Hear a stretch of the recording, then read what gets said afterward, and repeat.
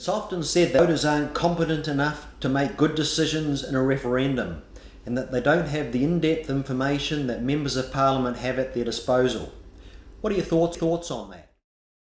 I think that's nonsense. I mean, there are two ways of looking at this. One is if you ask just the sort of the regular parliamentarian about the whole bunch of issues that they voted on, they won't be able to tell you the details either. I think it's this idea that legislators know a lot. It is just a lot more than voters all the time on every issue. It just isn't true. I mean, I can qualify that in a minute, but that's grossly overstated. And the other thing is that the idea that voters are basically too stupid to vote is just nonsense too. I mean, survey after survey, voters kind of know what they want. They know which way to vote. They know which way they think the country should be going. On a whole range of issues that oftentimes they're not that hard to figure out.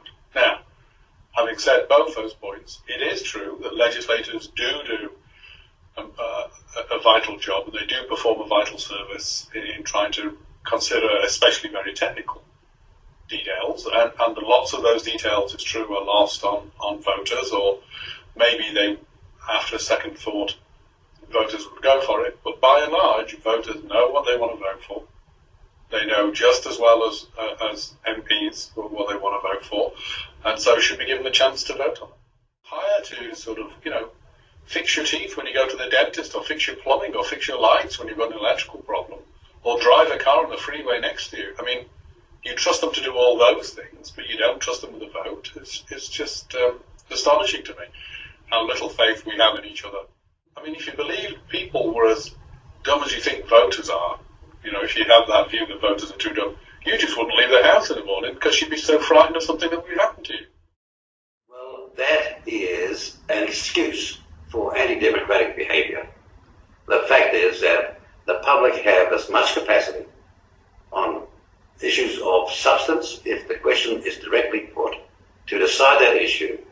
They have as much experience, in fact far more experience, than members of parliament, and a lesser likelihood of having their decision-making processes contaminated as parliamentarians have by all sorts of outside extraneous influences, such as, well, if you don't vote for that, you won't be in cabinet.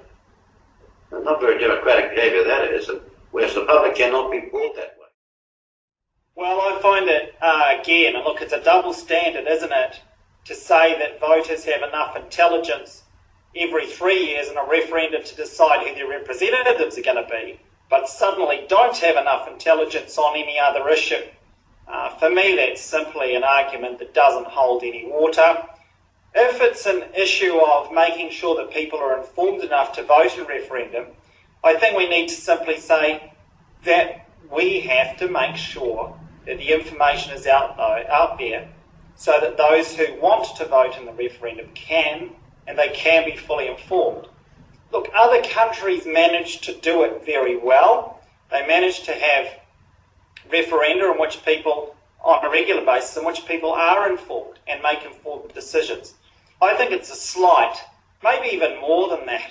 I think it's outrageous that government can say, well, the people were very intelligent at election time, but lack intelligence the rest of the time. That's such an outrageous statement, and I think it reflects those who want to hold on to power and forget that they're servants of the public, and for me they should always remember that they're servants of the public and our employees.